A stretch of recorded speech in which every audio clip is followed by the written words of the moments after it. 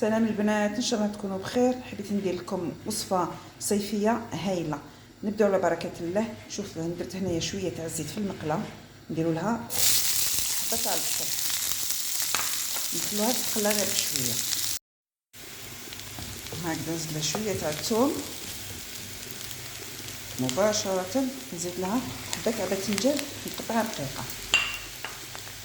دوك نغطيهم ونخليهم حتى يدبالوا. هاو درنا شويه داك الباذنجان مع البصل. دوكا واش نديرو لهم؟ عندي هنايا حبه تاع طرشي وحبه تاع طوماطيش، نحطوهم ونتبلوهم شويه في الكحل، شويه راس الحامض وشويه تاع الملح.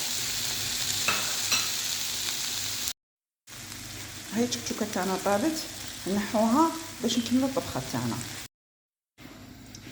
دايما في المقله تاعنا هنا درنا شويه زيت، عندنا هنايا حبه تاع الكوجات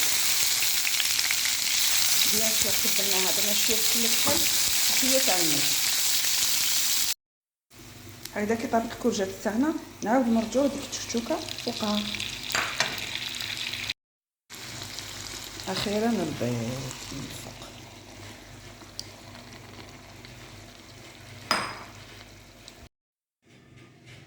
هاي الطبخه تاعنا تاع اليوم، ان شاء الله تكون عجبتكم.